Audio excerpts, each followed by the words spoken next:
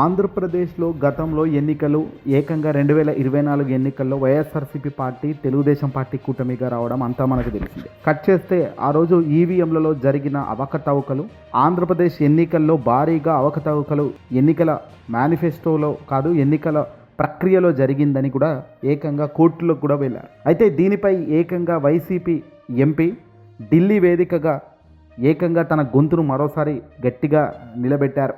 ఆంధ్రప్రదేశ్కు సంబంధించిన YCP MP YV Subbareddy ప్రజాస్వామ్యానికి పునాది అయిన ఎన్నికల వ్యవస్థపై ప్రజల్లో నమ్మకం సన్నగిల్లుతున్న తరుణం ఢిల్లీలో గుర్తు చేశారు. వైసీపీకి సంబంధించిన ఎంపీ వైవి సుబ్బారెడ్డి టెక్నాలజీ పేరుతో వస్తున్న ఈవీఎంల కంటే నమ్మకమైన బ్యాలెట్ పేపర్ విధానమే చాలా మేలు జరుగుతుందని డిమాండ్ చేశారు. రాజ్యసభలో సోమవారం ఎన్నికల సంస్కరణలపై జరిగిన చర్చల్లో ఆయన మాట్లాడుతూ 2024లో నిర్వహించిన ఆంధ్రప్రదేశ్ సార్వత్రిక ఎన్నికల్లో జరిగిన అవకతవకలపై ఎండగట్టారు గట్టిగా. ఎన్నికల సంఘం అంటే ఈసీ పనితీరుపై ప్రశ్నల వర్షం కురిపించారు.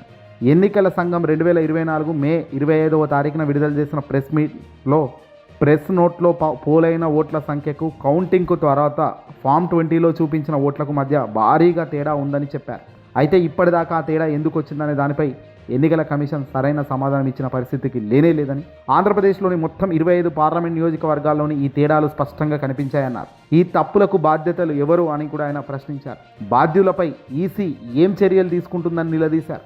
వాస్తవానికి వైఎస్ఆర్సీపీ పార్టీ ఓటమి చెందిన మరుక్షణమే ఫామ్ 20, ఫామ్ 17C లెక్కలు పూర్తిగా తేడాలు వచ్చేశాయి. ఏంది తేడాలంటే కూడా ఎవరు సమాధానం చెప్పలేదు. పైగా వైఎస్ఆర్సీపీ పార్టీకి సంబంధించిన కొందరు ఎమ్మెల్యేలు లేఖలు రాసి కోర్టుకు పోయి కేసులు పెట్టినప్పటికీ కూడా ఆ కేసుల్లో ఇప్పటికి కూడా పురోగతి రాలేదు, వస్తలేదు అంటే దానికి అర్థం ఏమిటి? ఎన్నికల కమిషన్పై అవకతవకలు కాదు భారీ ఆధారాలతో సహా అవకతవకలు జరిగాయి అని గట్టిగా బల్లగుద్ది చెప్పినప్పటికీ కూడా అలాంటి పరిస్థితి లేదు అని నిరూపించుకోవాల్సిన బాధ్యత ఉన్న ఎన్నికల కమిషన్ ఇప్పటిదాకా కూడా గడిచిన 18-19 నెలలు అవుతున్నప్పటికీ కూడా దీనిపై స్పష్టమైన వివరణ ఇచ్చిన దాఖలాలకి లేదు. పూర్తిగా వాళ్ళు ఇచ్చిన డేటా లెక్కలే తప్పుగా ఇస్తున్నప్పుడు దాని మీద ప్రజలకు నమ్మకం ఎలా ఉంటుందనేదే ఇప్పుడు ఢిల్లీ వేదికగా వైసీపీ ఎంపీ గట్టిగా గలమెత్తారు. మొత్తం చీటింగ్ జరుగుతుందని, ఈ చీటింగ్ ఎక్కడి నుంచి జరుగుతుందనే దానిపై ఆరా తీయాలని కూడా ఆయన గట్టిగానే అన్నారు. ఒకసారి జరిగిన అసెంబ్లీ లోక్సభ ఎన్నికల్లో ఒకే ఓటర్ జాబితా, ఒకే పోలింగ్ బూత్ ఉన్నప్పుడు ఫామ్ 17A ఓటర్ రిజిస్టర్, అలాగే ఫామ్ 17C ఓట్ల లెక్క, ఈ మధ్య తేడాలు ఎలా వస్తాయి? రాజమహేంద్రవరం, రాయచోటి, యలమంచలి, కడప, పులివెందుల వంటి అనేక నియోజకవర్గాల్లో ఈ తేడాలు వెలుగులోకి వచ్చాయి. ఇది ఖచ్చితంగా ఓట్ల డేటాలో మాయాజాలమే కాదా అని ఆయన ప్రశ్నించారు. ఎంత ఆధునికమైన ఈవీఎంలను పూర్తిగా నమ్మలేమని, అదే బ్యాలెట్ పేపర్ అయితే పాత పద్ధతే, ప్రజలకు కూడా నమ్మకం మళ్ళీ పెరుగుతుందన్నారు. ఆడిట్ చేయడానికి వీలు లేని ఏ వ్యవస్థ విశ్వసనీయం కాదన్నారు.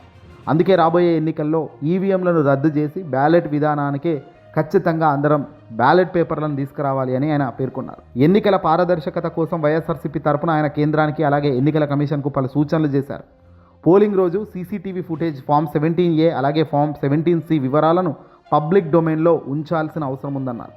సుప్రీంకోర్టు ఆదేశాల మేరకు ఈవీఎంల వెరిఫికేషన్ ఖచ్చితంగా అమలు చేయాలని, 100% పోలింగ్ కేంద్రాల్లో వెబ్కాస్టింగ్ లైవ్ స్ట్రీమింగ్ జరగాలని, 2024 ఎన్నికల్లో వైఎస్ఆర్సీపీకి 40% ఓటు షేర్ వచ్చిందని చెప్పిన ఆయన జరిగిన అవకతవకలపై ఎన్నిసార్లు ఫిర్యాదు చేసినా ఇప్పటికీ ఎన్నికల కమిషన్ ఎందుకు పట్టించుకోవడం లేదని కూడా ఢిల్లీ పెద్దల వైపు తను తిరిగి ప్రశ్నల వర్షం కురిపించారు. మరి ఏ ప్రశ్న కూడా వాస్తవానికి సమాధానం లేదు. ఆంధ్రప్రదేశ్లో కూటమి అధికారంలోకి వచ్చింది, గెలిచామని సంకలు గుద్దుకున్నారు తప్ప అవకతవకలు నిరూపించి ఇది అవకతవకలు కాదు అనుకుంటే నిజంగా బాగుండేది. కానీ ఇప్పటిదాకా దానిపైన స్పష్టంగా ముందుకెళ్ళలేదు. పైగా వైసీపీ లేవనెత్తిన ప్రతి అంశం చాలా దగ్గరగానే, నిజాయితీకి దగ్గరగానే, వాస్తవానికి దగ్గరగానే ఉండటంతో ప్రజల్లో కూడా ఏదో జరిగింది అనేది మాత్రం క్లియర్గా ప్రజలు కూడా ఈరోజు భావించే తరుణం కనబడుతుంది. ఇక వైఎస్ఆర్సీపీ పార్టీ మరో ఎంపీ కూడా నిరంజన్ రెడ్డి గారు రాజ్యసభలో ఈయన కూడా గలమెత్తారు. దేశ ప్రజాస్వామ్య పునాదులను కదిలించే ఓటర్ల జాబితాల్లో లోపాలు పేరుకుపోతున్నాయని ఆయన కూడా అన్నారు. సమగ్ర ఎన్నికల సంస్కరణ చేపట్టాల్సిన అవసరం కేంద్ర ప్రభుత్వానికి ఉందని డిమాండ్ చేశారు. దేశంలో ఎన్నికల సంస్కరణల మార్పులు చేర్పులు చేయాల్సిన అవసరం ఉందని ఆయన గట్టిగా మాట్లాడారు.